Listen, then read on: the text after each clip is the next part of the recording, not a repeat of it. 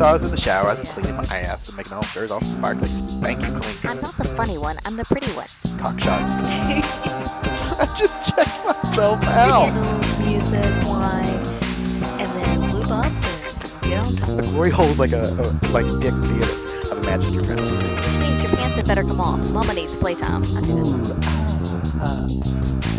We're not sluts. We just love love. Hello, this is Mrs. Atom. And this is Mr. Atom. And you're listening to us at By the By. Hello. Hello. I really feel like we should come up with something more clever to say after that. Yeah, we probably should. We got the music lead in, so that's kind of cool. One thing at a time, baby steps. No babies here, please. Yeah, no.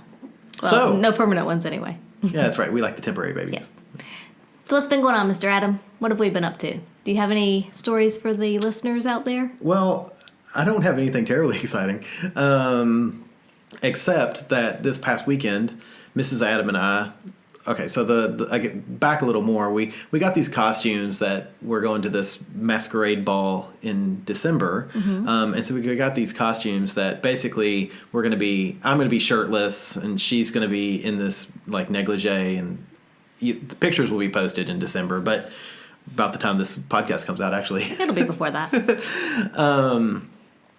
But we both sort of realized that we're not out of shape, but we're not entirely in the shape that we want to be. I mean, I'm in a shape, and that shape is a potato. Yes. However, Mr. Atom has a big aversion to going to a gym, like just a general weightlifting normal gym. I have gymophobia. Yes. I mean, much like Homer, I thought it was pronounced Gaiam. Gaiam? What's a Gaiam? Oh, Right. a Gaiam. So then the question came up as to what kind of exercise will Mr. Atom do? Sex. I'll do sex. Besides sex. Push-ups. You already do a lot of that. I do push-ups. And is doggy style, is that an exercise? I mean, I bottom. Does that count? I'm working my glutes. Or somebody else is working my glutes for me. I don't know. Stop pressuring me. I hate exercise. So that's basically the conversation that we had at a bar this weekend. As a side note, I always tell people I have an allergy to exercise because every time I exercise, I break out in a sweat. I get these red splotches all over my face and chest. I have trouble breathing, and that is clearly an allergy. Look it up. That sounds like an allergy. I WebMD'd it. It was either allergies or Parkinson's. I'm not sure which. I may also be suffering a little bit of dementia and menstrual cramps. But we decided... Gotta love WebMD. We decided that we would pick a gym class and we would do it together. Mm-hmm. So what did we pick? What did we pick? Pole dancing. Technically, it's called pole fit. Pole fitness. Pole fitness, Or yeah. something, yeah, but whatever. Which has nothing to do with people from Poland. No. And nor does it have to do with the North and South Pole, nor does it have to do with a sexual organ. I was depressed on all three of those counts. Mr. Adams showed up and he's like, well, what am I doing here? Where's Santa? This isn't what I signed up for.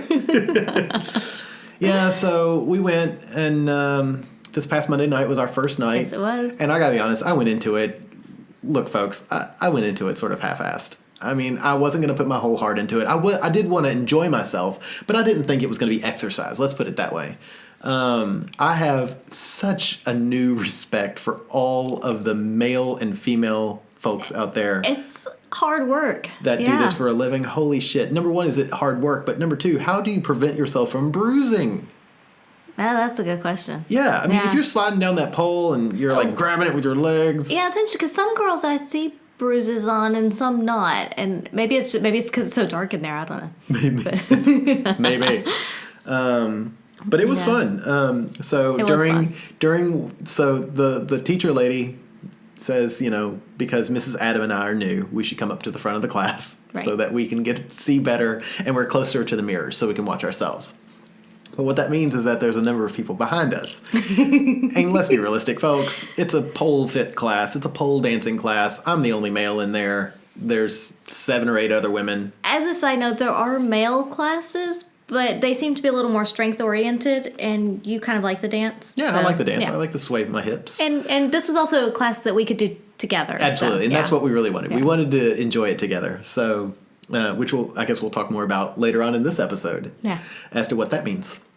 So during the warm-ups, there's a lot of these like sexy stretches, I'm going to call them. It's floor exercises. It's sexy stretches. Sexy floor exercises. It's yeah. sexy stretching. Yeah. It's bending over because she kept saying Bend and snap. Now let's do the downward dog. And of course all I can think of is like, oh, we're stretching doggy style. And that's going on in my brain. But then I look up and I see the poor chick behind me who's barely keeping it together because me and my short shorts, my little rugby shorts that were given to me by Blue Steel, thanks a lot, buddy. I'm basically showing this lady my Titan curlies. I'm pretty sure I had ass hair kind of poking out the back of these things. And she cannot keep it together. She's laughing. I'm trying to be all, oh, this is cool. I do this all the time. This is how I stretch, people. It was entertaining. It was entertaining. She didn't make eye contact with me the rest of the class. Yeah. What we did learn is I can do the crucifix really well. Yes. So You can hold yourself up basically off the ground without your arms touching the pole. Yeah. You climb up, you grab the pole Yeah. with your legs, and then you hold your arms out like Jesus. Yeah. Exactly. And yeah. Wicked good at Personally, that. I would have called it Mr. T, but Well, yeah. crucifix seems kind of dark. Dark. Yeah. What we learned I cannot do is the S sway thing. Basically, it's like twerking against the pole. I don't twerk, but my Body ass, roll. It's a body roll. body roll. Let me see your tootsie roll. Yeah, I don't. It was bad. It was bad. We asked for private tutelage after class. She showed us. I tried doing it in the shower today and just about fell over and killed myself. You should learn by now not to do things in the shower. Good point. Nothing ever gets practiced or done new in the shower. However, I will say, at the end of the class, we have this little routine that I'm guessing over the 8 weeks we'll put together this routine. Yes. A dance I routine. still know the first parts of this. I'm impressed that Well we did done. it like 6, Yeah. 7 times, and I still remember And it you still quite remember, clearly. yeah. And I know the parts that I cannot do, which are most of them. Maybe that's why I'm remembering it. Yeah. So on a scale of 1 to 10, I give it a solid 8. My calves are still a little sore. Yeah.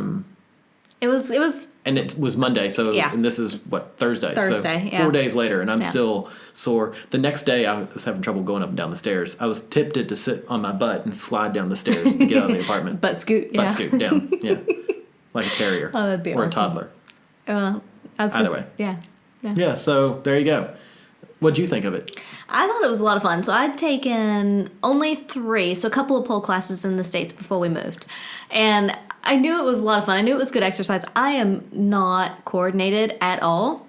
But that being said, it's still, I feel a little retarded at times doing some of the moves because I know I'm not coordinated and I know I'm not smooth at it. But that also comes with practice. But it just, either way, it's still just fun. So I will say there's an exercise that we did where you sit on the ground and you spread your legs out and then do like a fan kick. So you're sitting sort of on your left ass cheek and your right leg kicks out like a fan and your left leg follows it and you end up in a mirror image of where you went and then you end up in the downward dog yoga pop up and then you sit back down and you just keep rolling like this. So imagine fan kick, downward dog, fan kick, down. Every fan kick, my legs, it's like I'm watching the women behind me in the mirror and I'm watching, well, quite honestly, everybody but you and I. And everybody else has these long, languid moves. Right. And it's very nice and it's very smooth. And you and I look like we're riding on one of those old-timey penny farthing bicycles, where our knees are kind of popping up, and my left leg doesn't stretch out, and your right leg is kind of gimpy. I mean, it's great. And I'm short, so I don't have the nice long pretty legs, you know. So at one point I was like, you know what, fuck it, I'm just not sexy. Yeah. I gave it up at that point. I was like, you know what, I'm just gonna go through the motion, so I at least move, but it's not gonna be a sexy thing. Yeah. But it's still fun. It's great exercise. It was a lot of fun. It's fun to laugh at yourself too doing it. And I look forward to going back. I'm now excited, and I'm already thinking, after we do this one, we should do the next level. I don't know why. Let's see if we make it through this level first. Because I'm a masochist, apparently. But anything else that was our pole fit. Yay. Yeah. Get my pole fit. So you had a massage this afternoon. I did. With a lady, right? Yes. Yeah. And it was great because it's the first massage I've had in like 6 months or probably more, which is way too long to go. And I kept telling Mr. Adam multiple times over the past few weeks, I'm so tight. I need to get a massage. And I just haven't made the time to do it, which is why it's been so long now. So I went to a place just down the road, a few blocks. And I think it's a place that women don't usually go to. I'm pretty sure you're right. But I called and they, said, sure, come on in. So it's like, all right, that's For the fine. record, they have a neon open sign, which Right. is the first sign that is not normally for ladies, it's for men. Right. And their street numbers are done with birthday candles. Yeah. But it was very good. So I got there and I love that you just sort of, of course, birthday candles. I mean, that's just look around. There's a few of them like that. But I got there and the lady, as soon as I walked in, she's like, because I made an appointment. She's like, oh, you're here for whatever. I was like, yeah. So she gets me in, and man, she went to town. Her hands are stronger than probably any guys I've ever felt. I know, it's crazy, isn't it? Amazing. These ladies are tiny in this place. I've now seen 2 different ladies. They're all about Mrs. Adams' height, so just over 5 foot. They're grr. Yeah, her hands were so strong. She was so good. And what was amazing to me is that she would, because I can't do this when I feel someone, but she would like touch, my leg, my arm somewhere, and she's like, you're sore. And I'm like, and like a specific spot, because some places I would be and some places I wouldn't. But every time she hit a sore place, she'd be like, you're sore. I'm like, how do you know that? And she's like, feels different. I was like, well, okay, but how different? And that's what I'm curious as to how does it feel different? But clearly she knows when she would hit a sore spot, and man, she'd work it. She has the shinning. Apparently. But yeah, she was really good, and I was so impressed. And then she asked me about the last person that gave me a massage, and she's like, did they massage here? And I was like, yes. And Wait, she's like, where was this? it was in the hips and like the side buttocks area, kind hips of. Don't lie. And she was like, they must not have had as strong as hands as me. I was like, nope, they sure didn't. Wow. So, but no, it was one of those that, and at a few times she was like, does it hurt? And I was like, well, a little, but it's that feel good hurt. Yeah. Where it hurts, but yet you're like, oh my God, this feels so good. It hurts, but please don't stop. Yeah. So I would definitely be going back because that was awesome. Good. And I feel a lot better. Did I can she- tell I'm still a little tight compared to like what I should be, but I am so much looser than I was. Did she also do your front side? She only did arms and legs and feet, hands. She didn't do any of my front torso. Oh, boo. Which is different than the last place that I went. Yeah, because they were like all massaging your Yeah, because breasts, they and you were massaged like, massaged yeah. my abdomen. They would even do my breasts. Yeah, so that is different than the last place I went. So no lady? No. No splooshy? No. Aw, wah, wah. But there was a place that she caught my neck though, and I was like, holy shit, that feels good. Like sexually? Like, yeah, I don't know. We need to. Anybody out there who knows pressure points on the neck? Apparently, there are pressure points on the neck. Tell us. We need to know sexual pressure points. Yeah. Anyway, so I went and got a massage as well today at the same location. And my lady, after asking me to roll over, asked me if I wanted her to take her dress off, and I went, sure. So she took her dress off and then proceeded to massage me. Right. Air quotes. If you can't hear the air quotes, ladies and gentlemen, there's air quotes there. But again, the back massage, like when I'm on my stomach, I mean, it is great. Amazing. Like, grr. And she's like, am I not hurting you? And I'm like, no. And you know how wimpy I am. Yeah. But it was strong, but it was like my back was still sore from pole fit, and my thighs were sore. And there was a few times I know she knew that where she was massaging was really tender because, she just kind of went at it. And then she flipped and took her dress off, and it's really kind of hot because she had breasts just like you. Like, you have beautiful breasts, and she has pretty breasts, but yours are better, but still, it's long. It's hard to explain, but trust me. Maybe because I can touch yours for free. That probably has a lot to do with it. That probably does have a lot to do with it, But so she's giving me a handy. But what's really funny, and I feel kind of bad about this, so occasionally when I orgasm, it's big. We've had to wipe the headboard down before and whatnot. Well, she was a bit in the way. Oh. Yeah, because I don't think did it go on her? It got all over her, like in her hair, on her face. She was pointing in the wrong direction. Yeah, and so what you're saying is it also got in my hair and on my face, and she'll learn. Give her some time. She'll learn. Look, I'm a shooter, folks. Occasionally, if you time it right, and she had it timed perfectly, unfortunately for her. And she's like, oh, you went everywhere. Like, oh my God, I'm sorry. She's like, no. And she's wiping it off her face. And oh, God. Honestly, the pile of tissues that we had in the floor was like Mount Vesuvius, pun intended. So I gave her another $20. I'm so sorry.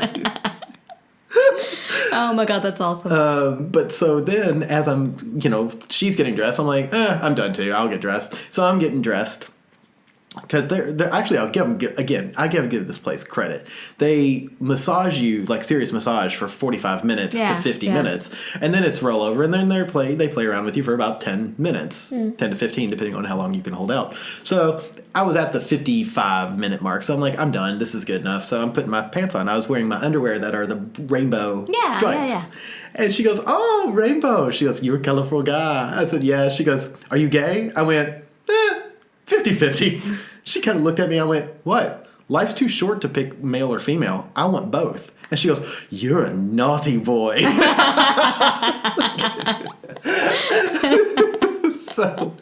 So yeah. And then she had this really wicked smile, which sort of made me want to ask for her number, but that seems wrong. But anyway. You got your lady's number. How did you do that? You got a business card from your lady. I did. It was because I've been there twice and haven't gotten a business card. No, it's just because my muscles are so tight, and at one point she was like, you need to come more frequently. I was like, I know I do. It's just I've been lazy since we moved, and whatever, and I'll be better because I really it feel good when I go regularly. Yeah. And but then she got to one of my arms, and she was like, and of course one side. Legs, arms, everything. One side's a little worse than others. And so she got to the one arm and she was like, so tight. And she's like, you need acupuncture. She's like, we do here, and whatever. And then she's like, and apparently she does acupuncture at another place where she works. When you do that, I want to go with you. I've always wanted to try acupuncture. It terrifies me, but I still want to try it. It kind of terrifies me too because I know what it is, but I don't know anything about it. And I don't know anybody who's done it. Yeah. And so I want to try it. I want to try it, but I'm afraid of it because of that Final Destination movie. Well, so she gave me her card and she was like, told me where it was, and it's not far down the road. And so it's close to where we live. Within a few kilometers. Oh, yeah, that's easy as. Yeah, and so she was like, come see me. We'll do acupuncture, whatever. And I was like, oh, okay, we'll see. But yeah, it was just because I was so tight everywhere. And she's like, this would really help you, and and whatever. And I was like, okay, sure. See, I have this picture in my mind that they can put 2 or 3 needles in me, and I instantly have an erection. If they can do that, that'd be awesome. There's got to be some place they don't have to do do anything to it once it's up, but I just want to feel like, oh wow, that's like magic. Look at that. Yeah, I did that. I made this. Well, you made this, but I'm going to do something with it. But yeah. And you said at one point you don't come often enough. I think you come quite a lot. I mean, we've had a little bit of a light run lately because we've both been busy with work and whatnot. But yeah. And then one last thing. Unfortunately, the people at home aren't probably going to get to appreciate this, but you got lash extensions today, eyelash extensions. I did. And so currently, to give you folks sort of a mental image. I have my Betty Boop eyes. You have Betty Boop eyes. Total Betty Boop eyes now. You've already got big, beautiful eyes. But you look like when Bugs Bunny used to dress in drag. Mm-hmm. Those big eyelashes that he would have and he'd bat at Elmer Fudd. Yeah, that's what your eyes look like now, are Bugs Bunny in drag. Yeah. And if that's not a compliment, I don't know what is. Yeah, it was one of those things that honestly I've never really even thought about.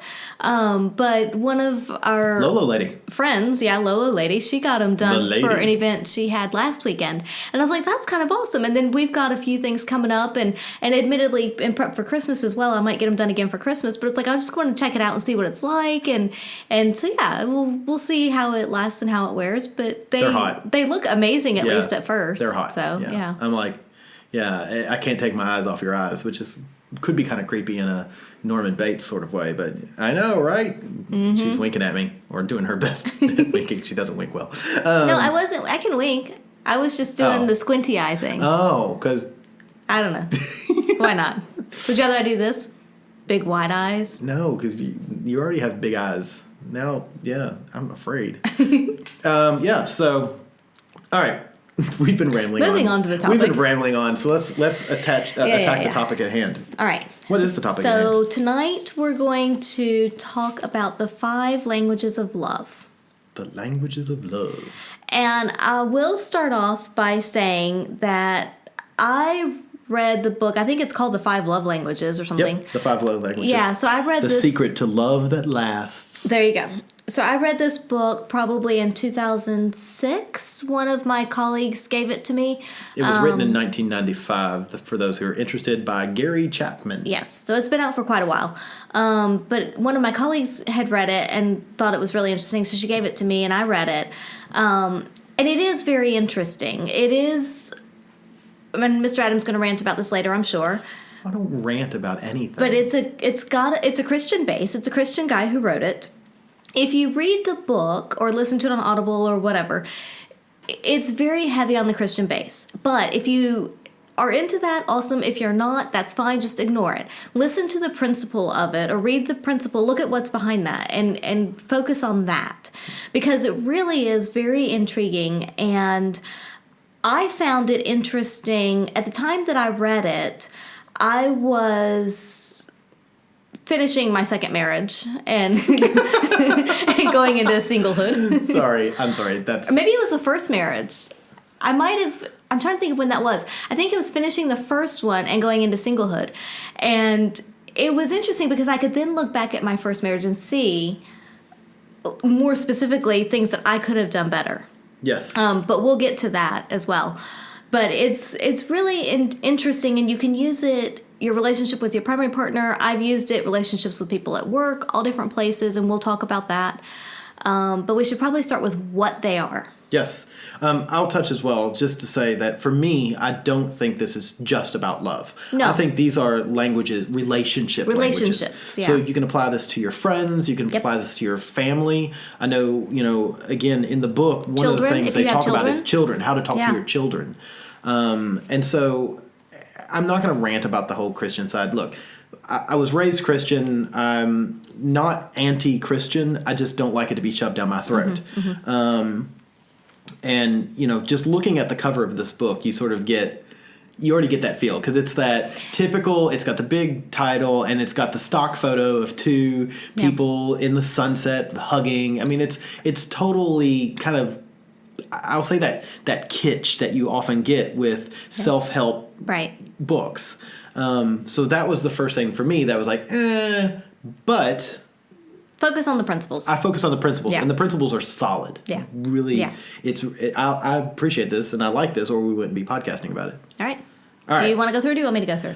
You go through. All right. I've got some stuff. So the first language is words of affirmation. So as you can probably tell from the phrase, it's verbal compliments, words of appreciation. When you tell somebody that you look really great in that, or I like you're really funny, you make me laugh a lot, things like that. So when you're basically telling someone how good they are at something they do or how they look, that type of thing. So basically just telling someone and verbally telling them and acknowledging what is positive about them. Right, saying the words "I love you." Yeah.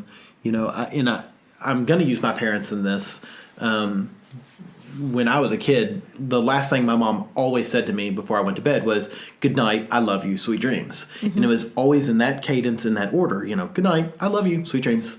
And so I know now that was one of the ways that she was showing, her language of love to me. And I find now that I'll say the same thing to you, because that was said to me for so long that, that's Right. sort of, that those words of affirmation of thank you, I love you, I appreciate you, things like that. You look good. You look, sexy. Mm-hmm. Yeah. Next. Number two is acts of service. So this is doing something that the other person would want you to do. It can be cooking, it can be emptying the dishwasher, it can be putting the laundry away, working on the car, keeping it maybe not working on the car, but keeping it running, taking it to the mechanic even. Picking up filling up the gas tank before you go home, knowing that your partner's going to use it tomorrow. Yeah, that's actually a really big one that a lot of people get wrong. Yeah. And so what's funny is I see little things like that. That's a big one. So, you get in the car on Monday morning to go to work and your partner's left it on E. So those little acts of service, or small things like putting if your partner's in the shower, you put their towel in the dryer, get it nice and warm, so that when they come out of the shower, they've got a nice warm towel to wrap themselves in. Yep. These are the little things like this that. So when I first heard acts of service, I was like, ooh, blowjobs. Well, and particularly, if you know that your partner has had a really long week at work or is really tired, and even if you don't feel like doing something and you do it anyway, just because you know that they'll appreciate it, that's another... they're tired. Yeah. You're trying to help them out. It's like the old adage, actions speak louder than words. Absolutely. And for some people, that's very true. Yeah. And that's that's another. There's a lot of little things that you can do. They don't have to be big acts of service. They can be small acts of service. Putting your shoes away. Yeah. Putting the kids to bed. Yeah. I guess that's a bigger one, but because yeah. we have lots of friends that they'll sort of take turns, bathing the children and putting them to bed, while the other one sits on the couch and has a glass of wine. Yeah. But you're right, picking up the shoes, or it can be little things. It doesn't have to be something huge. Yeah. Yeah. All right, so the third one is receiving gifts. I think that's fairly self-explanatory, but it doesn't have to always be physical gifts. Some people, it's like a big kind of huge present. Some people, it's just a little something. Your partner goes away on business or travels somewhere and they bring you a little something back, whether it be a magnet or a shot glass or a whatever, something small, piece of jewelry, which isn't always small, but yeah, so some people, a gift is, and receiving something tells them that their partner or someone else, whoever the person is that you're talking about, really means something to them. Yeah. And that's that you're thinking about them out when you're not away together. From them. Yeah, and like you said, it can be small things like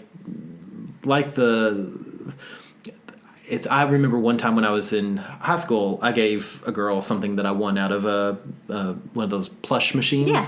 So a teddy bear. So that was small. It cost me like $2.50. But at the time, it was something that I could give her. Like, look, I was thinking about you. And now we try to give each other things like vacations and cruises. Right. Yeah, and it doesn't have, at least it doesn't have to be big, but it's just, something visible, something tangible to say that when I'm not with you, I still think about you. You're still in my mind. Yeah. Yep. Yeah.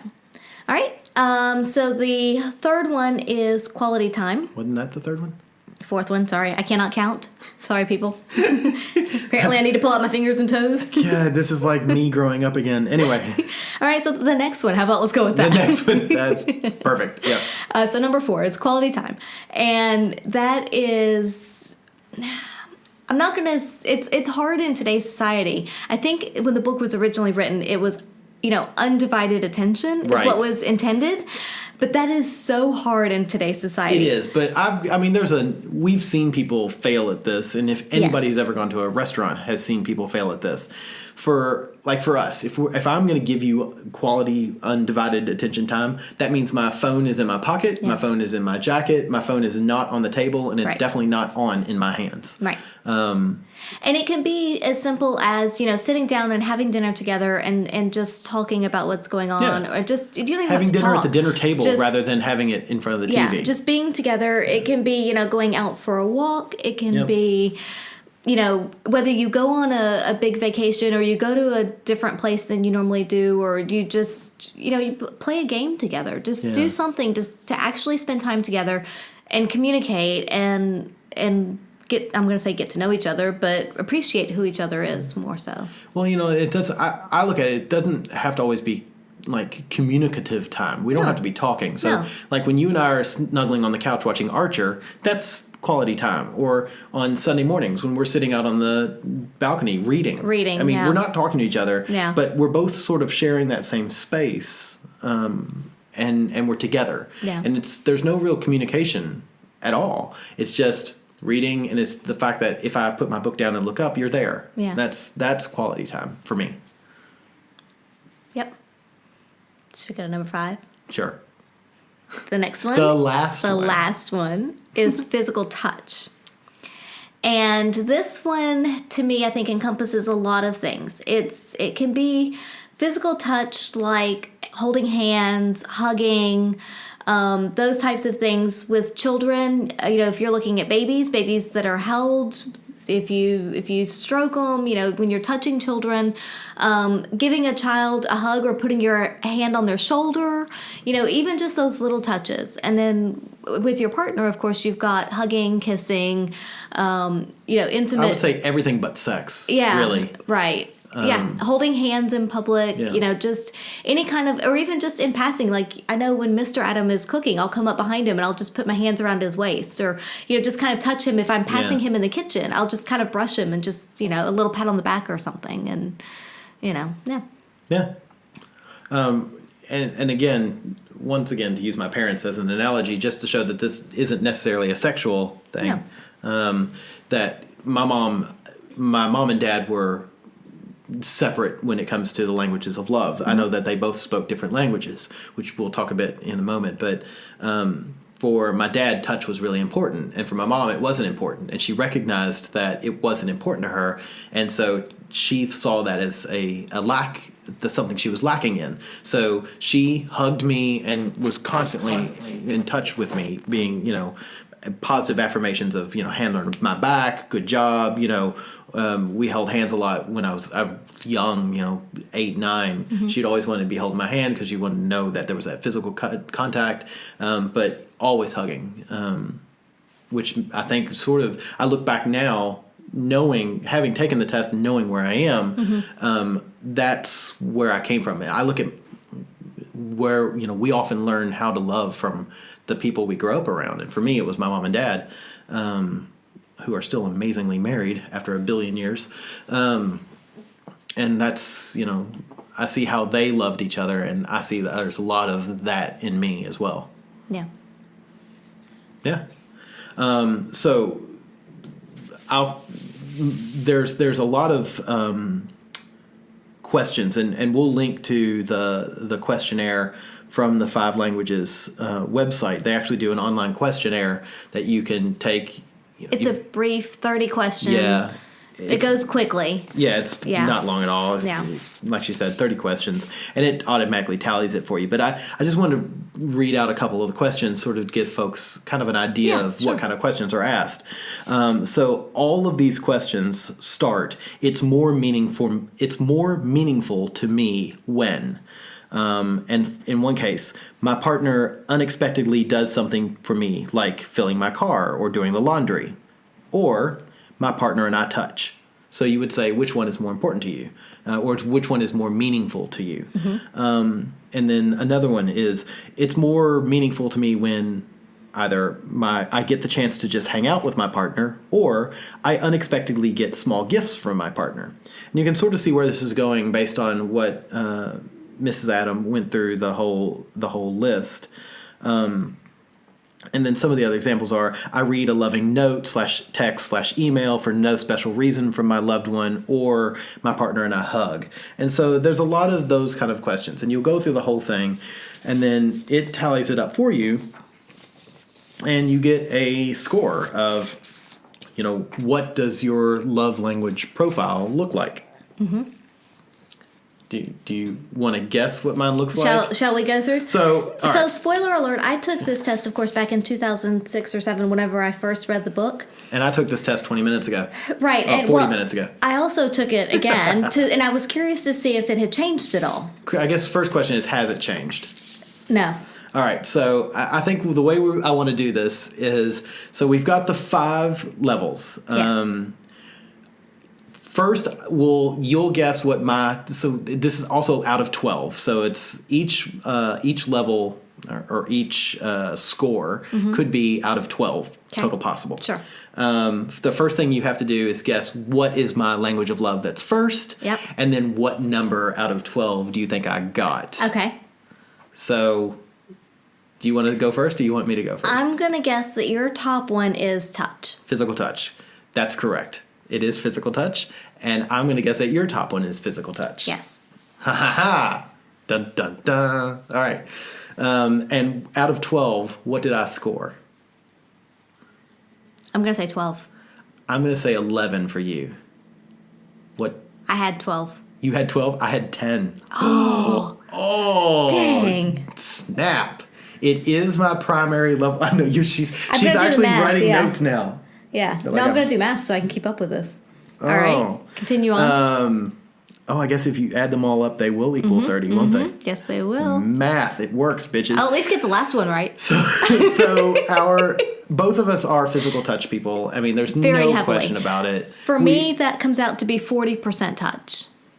You would probably be about 30%. Yeah. Yeah, 30%. So 33, I guess. it is very important to me. And I thought it was more important than it was, but apparently it's not. But it is very important to me. We are in constant contact. Like you said, anytime we're out walking, we're holding hands. Yeah. We'll be sitting on the train, holding hands, arm around each other. We're having public displays of affection. Yeah, it's...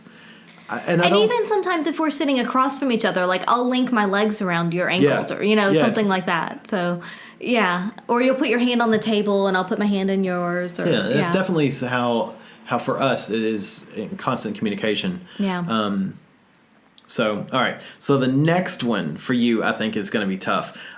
For you, I think it's acts of service. No. Damn, it's quality time. Yes. Fuck. All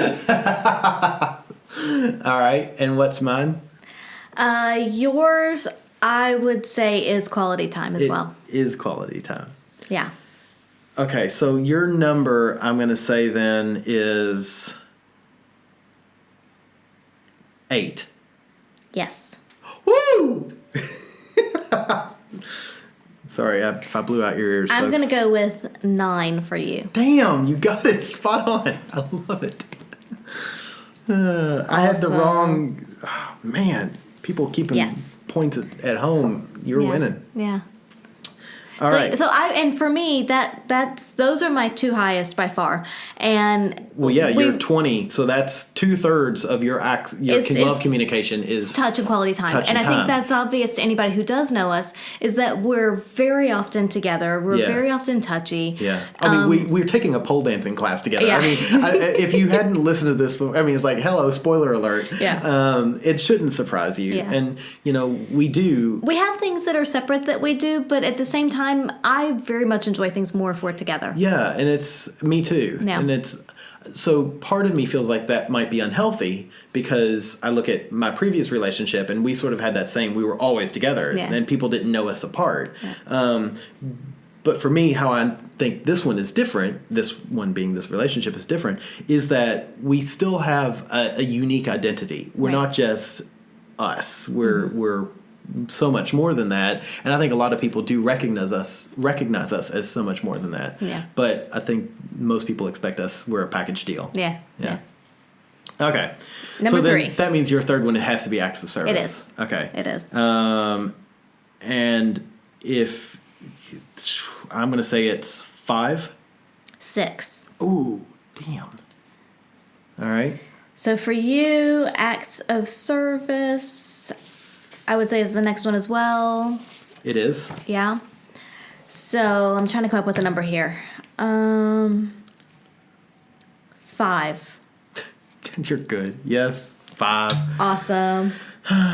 So I figured it's funny because this test is how it tests us, Yes. and how we show acts of love.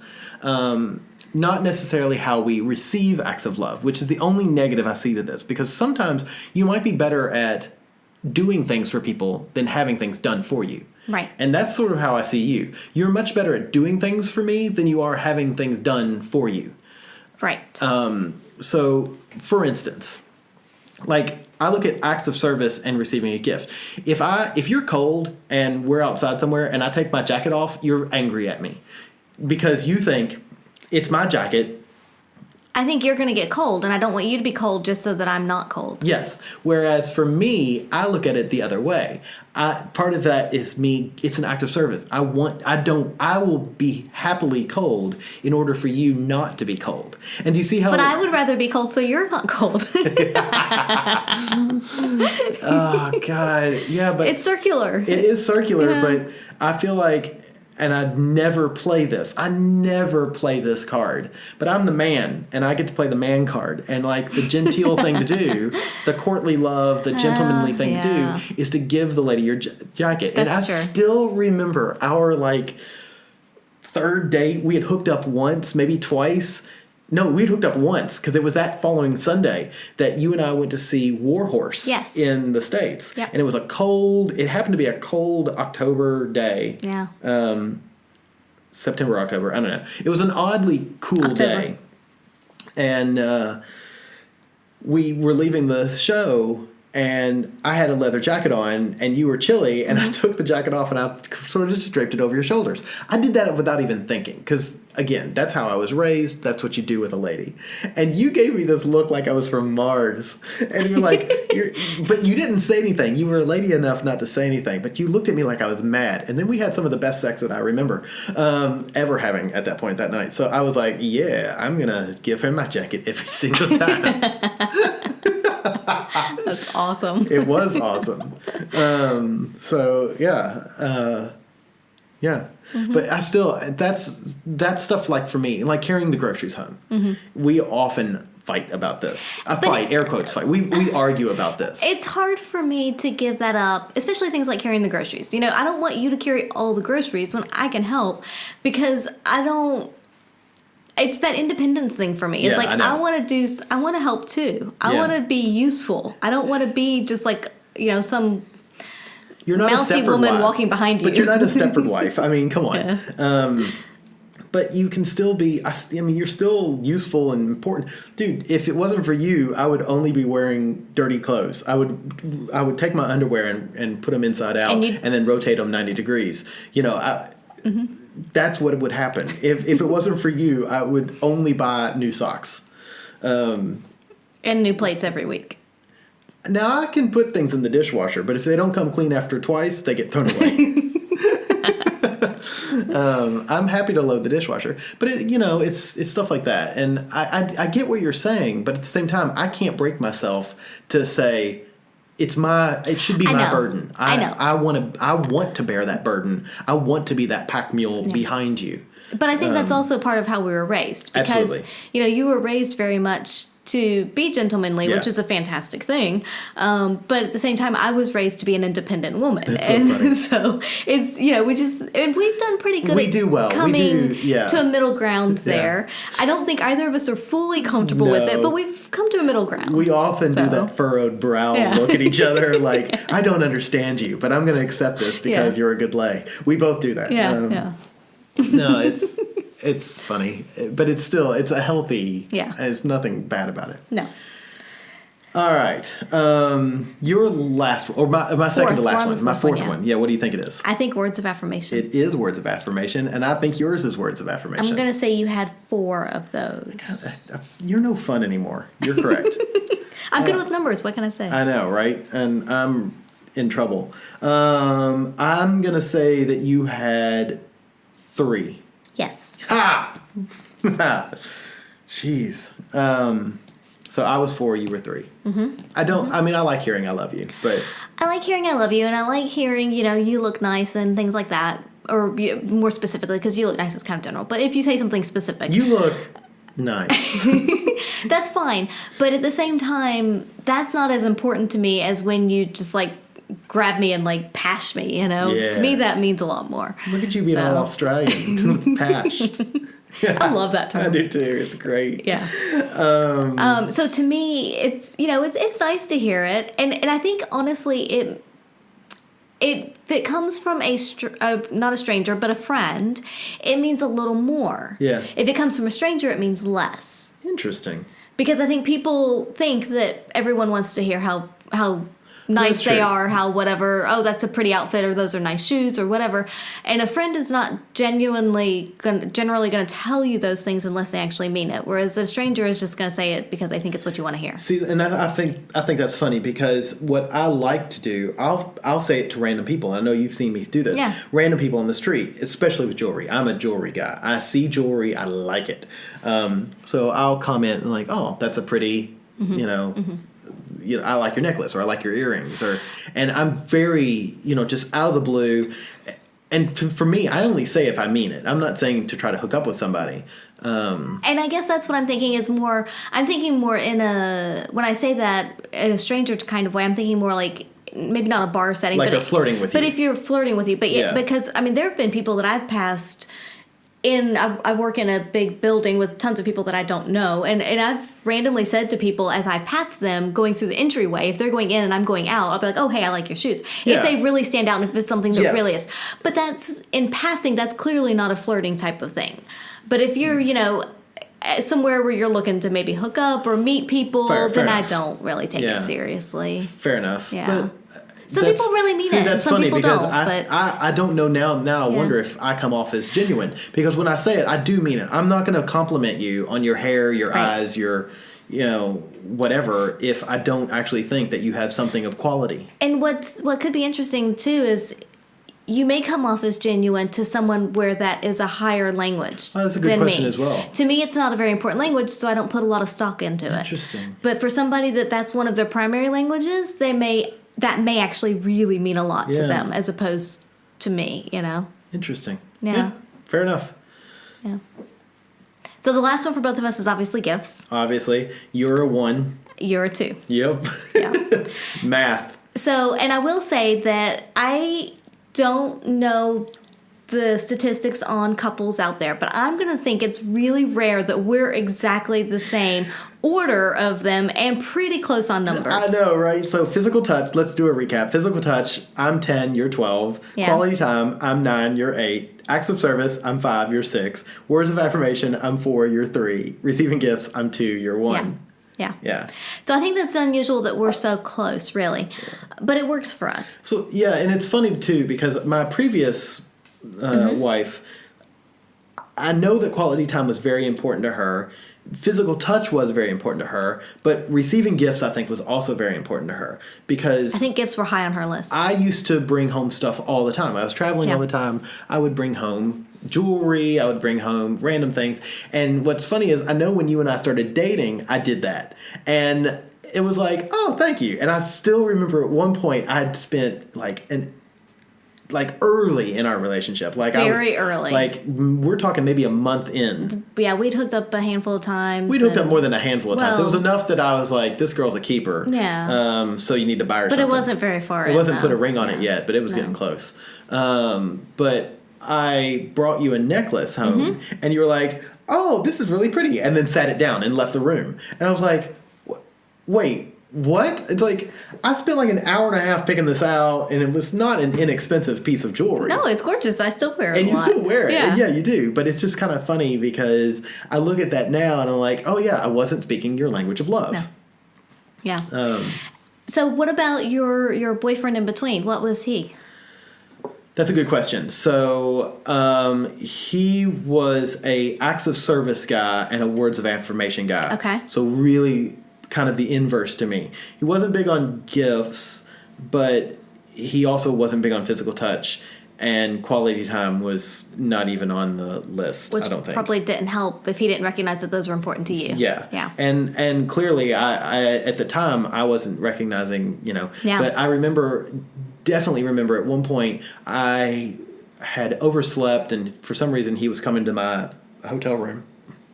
And he knocked on the door, which woke me up. And he ironed my shirt, ironed my pants while I showered. He was ironing everything to make sure it was ready. He had, my underwear and my socks laid out for me. And so that's sweet. And I look at that now. That was clearly an act of service. Right. And I looked back on it appreciatively, but I now know that I didn't appreciate it the way that he expected me to appreciate it.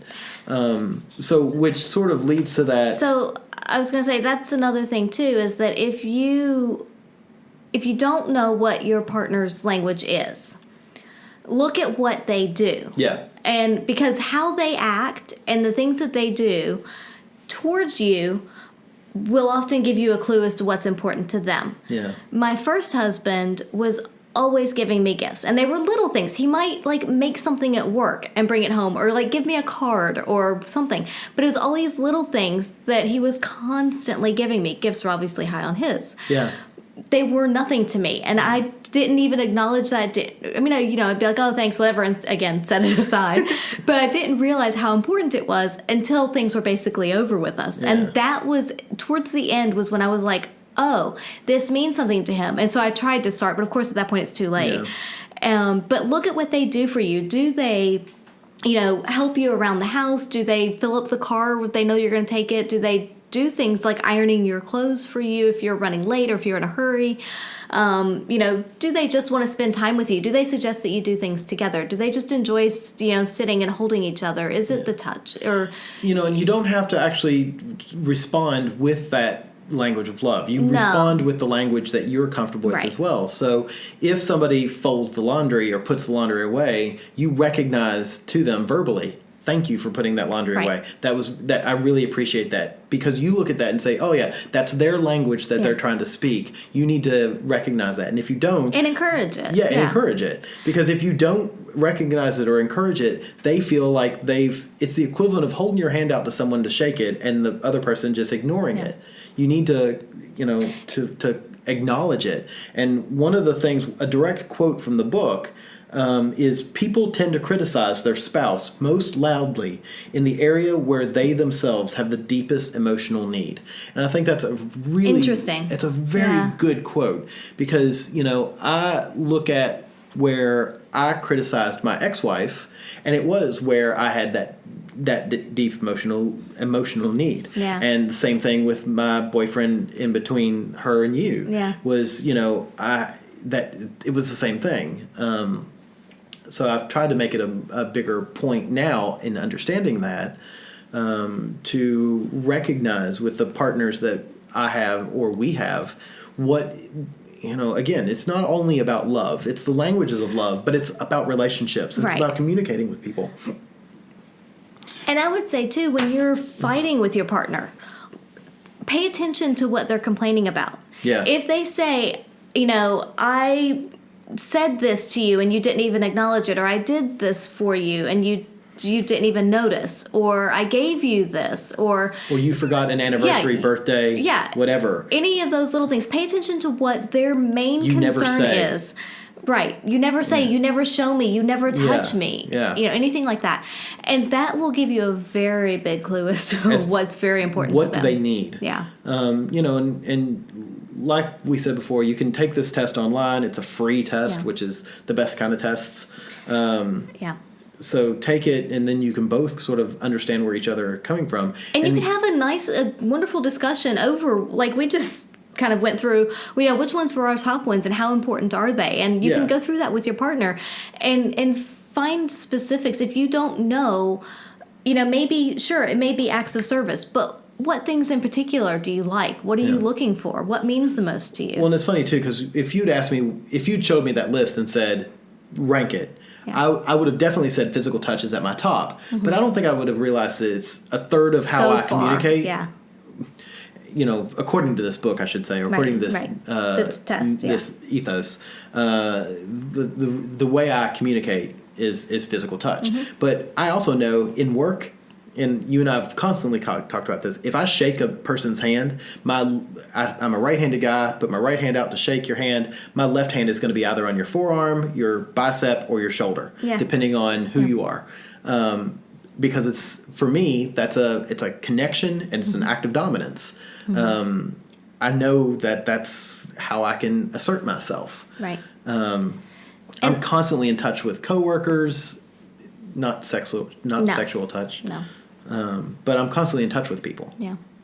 Yeah, and I think that's a good point as well to bring up work because, of course, it was a colleague of mine that gave me the book to first read it. And I was single at the time, so I didn't, I could look back at my previous relationship and say that this is why, the first one failed, or I guess it was towards the end of it, but it was basically over. And so I could look at that and then kind of put myself in a better frame of mind for the next one and pay attention to other people as to what was important to them. But I used that at work a lot.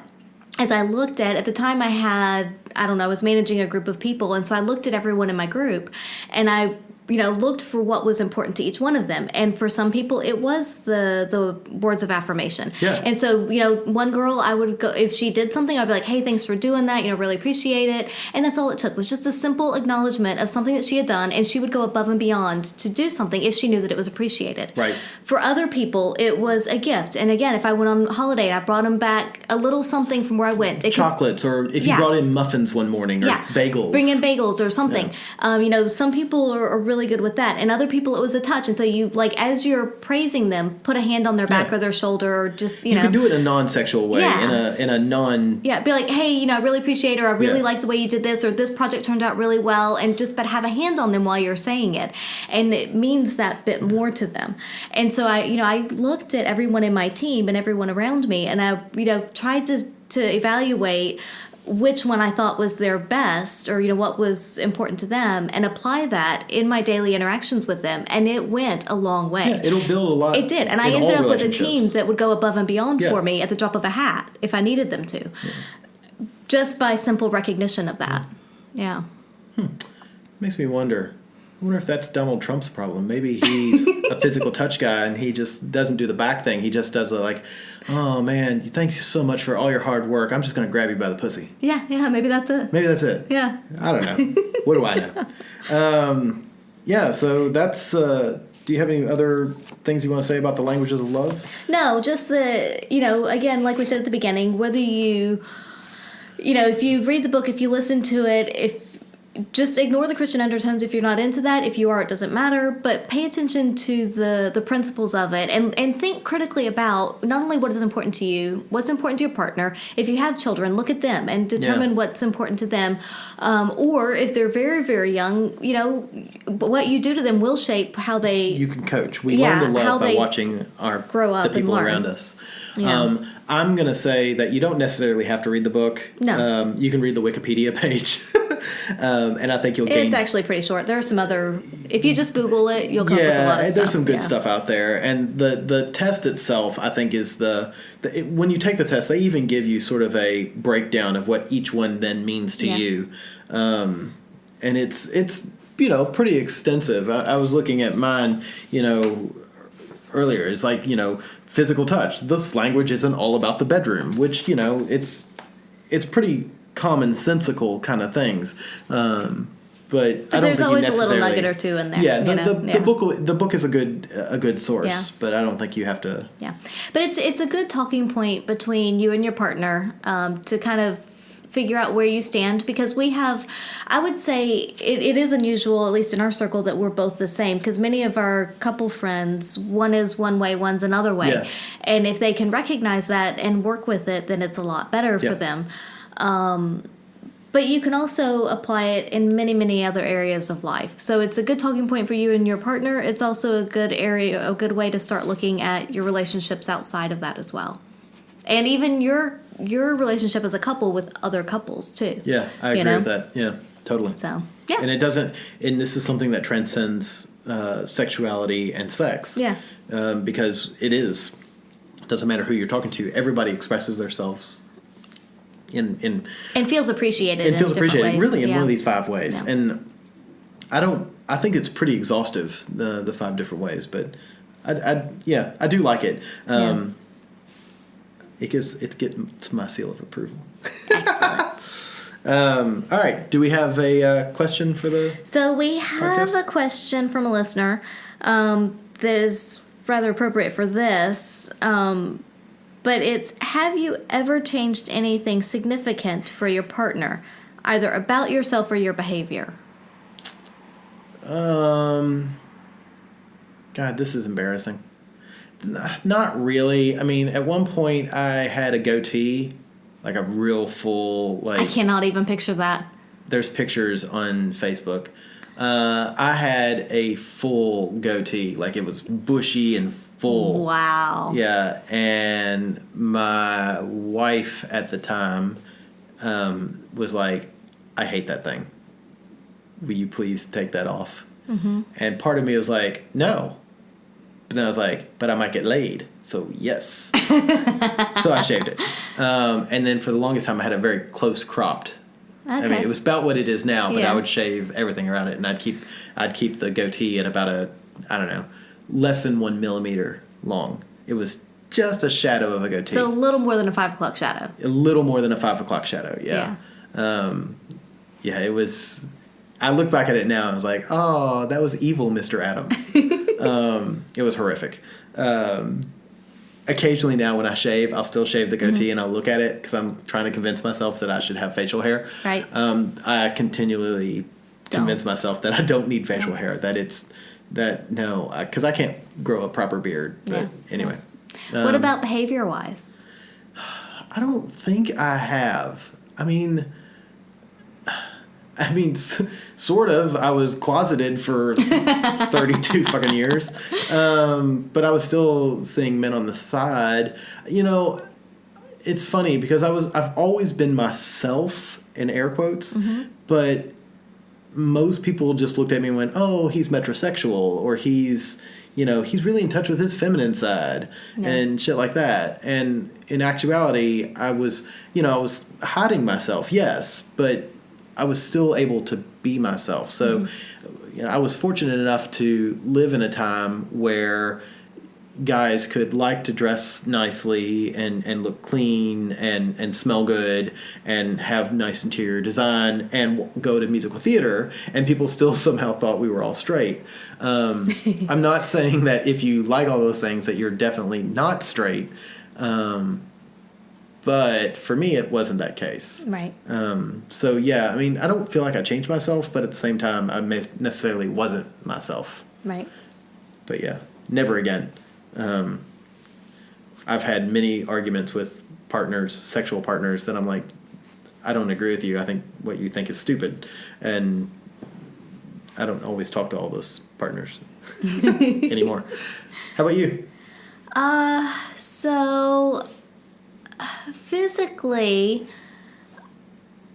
I don't think there's anything really that I've changed about myself for a partner. I'm trying to think back even a long time ago. Is there anything physically? But I will say that one thing that I did do, and this is fairly minor, but my first husband didn't like tights and things like that as much because he thought they looked slutty. But with winter skirts, I think tights are awesome because it gives you, like socks for guys, it gives you a chance to have that individualism. Tights are slutty? What I need to talk to him. He's a wonderful guy. I do really like him. He's a great guy, and we really want him to come down and visit us in Australia. I sort of think we should ping him this maybe this podcast and then be like, dude, what the hell is wrong with you? Tights are fucking hot. But like the patterned ones and stuff, and who knows? I mean, this was ages ago. Maybe he feels different now. But at the time, I sort of want to message him. I was gonna say we were in college, and yeah, like way back when. Yeah, way back when. But he thought that they were kind of slutty, and so I didn't really wear tights very much with them. Like I'd wear pantyhose. Pantyhose are not tights. Like the patterned ones and stuff. Well, grandma wears pantyhose. Yes, right. But apparently slutty grandma wears tights. But I like tights, and patterned ones in the wintertime, they go well with the winter skirts, and they keep your legs warm, so it's good. A granny wears tights. I'm sorry, a granny wears pantyhose, a gilf wears tights. If you don't know what a gilf is, there you go. I'm not going to tell you. Right. Figure it out. So, I mean, again, it was nothing major, but there were some little things like that, if he thought it was slutty, I was like, okay, well, I'm not going to wear it, even though apparently I'm kind of slutty, but whatever. You're not a slut, you just love love. Well, there's that. But again, nothing major. And then behaviorally, you're gonna laugh at this one, but I am. Most people that know me, I'm not really a girly girl, and I mean, I made the comment recently that I'm much more comfortable on a racetrack than I am in a room full of women. Yes, you did. And so there was a point, also way back. Oh my God, it was like very beginning of college, late high school. We were just dating. He and I were. And I thought that I was supposed to be a girly girl because that's what boys like, right? They like girly girls. I like where this is going. So we were watching a horror movie.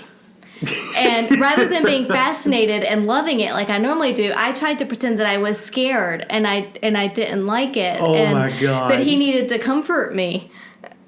Yeah, that went over well. Oh my God. And I was like, fuck this. This isn't right. That's not who I am. I can't do this. I can't even pretend to do this. Wait, had you guys had sex yet? Oh, yeah. Okay, yeah. so he thought he... Oh, my God. we were pretty serious at that point. But it was still just, I was like, oh, this is what I'm supposed to do. This is what I'm going to do. And then I tried it, and I was like, I can't even pretend at this. I can't. And so I didn't anymore. Oh, that's so But there funny. was the one time that I can did. sort of see you playing scared. I can even tell you the movie. What movie was it? Hellraiser. Oh, the original? Yeah. Dude, that shows a naked man's wang. There's wang in that movie. Yeah. Leave it to me to know where Wang is. But trust me, there's Wang in that movie. But he's skinless. I Yeah, mean, it's right. skinless Wang, but Right. there's still Wang. So yeah, rather than being like, I mean, I was actually secretly fascinated, but I was trying to pretend that I wasn't. And Oh my God, That didn't go I well. need to talk to him now. I feel a Skype session coming on. Just after after the tights Yeah. and the Hellraiser and the skinless Wang. Right. I feel like I need to talk to him, and Yeah. we need to have a moment. But again, those were, I think I was just kind of testing the water, like especially with that one. And and after the one movie, I was like, I can't do this, and it was just gone. But it was. Did you one watch of, something like truly scary, like Steel Magnolias? I mean, because that movie terrifies me. Yep. No, we didn't. The level of estrogen in that movie. No, but it was. So there's that, but again, there's nothing that I did sustained because when we've already had this conversation about me being raised as an independent woman, and it was one of those that this is who I am. It just is. You either accept it or you don't, and if you don't, then piss off. I love it. That's just great. So you never like changed your hair or anything to try to impress somebody? No. Do you think your parents did? Did what? Change themselves in order to impress a partner? I don't know about a partner, but I would say outside people, yes, very much so. Interesting. Yeah. People in the community and people that they associated with regularly, for sure, I would say that they tried to physically make themselves more appealing to those people around them. Interesting. But not to each other, I wouldn't say. Or at least not that I ever saw. I never saw a lot of romanticism between my parents. Like the intricacies of their love. No. Yeah. Yeah, I look at my parents and my mom is not somebody who changes herself for anybody. She's very much a fuck you. If you don't like me, piss off kind of girl. But she does show more touch towards your father than she's otherwise comfortable with. Absolutely, she does. Yeah. They now, I mean, again, they've been married for coming up on 43 years. I think they're past that, but yeah. 44 years. It's 43 or 44. But they're constantly holding hands. It's really sweet to watch my parents. It Yeah. makes me happy. Yeah. I can see us being there in a million years. I hope so. Awesome. Let's wrap this up. Yeah? Yeah. All right, so email us at theatomsoflove@gmail.com. Mm-hmm. We recently changed our Twitter handle. We are now at By the By Podcast. Mm-hmm. And you can find us on Facebook. By the By Podcast. Search that, all one word. Mm-hmm. Or you can find us on our website, www.bytheby.com.au. And I think that's all the places you can find us. Yeah. Sounds So, good. yeah, there you go. Excellent. So, search for us. Yeah. Talk to us. Email us. And We always do appreciate it. Please comment. We try to reply to all of our emails within a very quick turnaround time. So, yeah, we definitely appreciate y'all. Excellent. We'll Thanks talk for to you listening soon. to us here on By the By.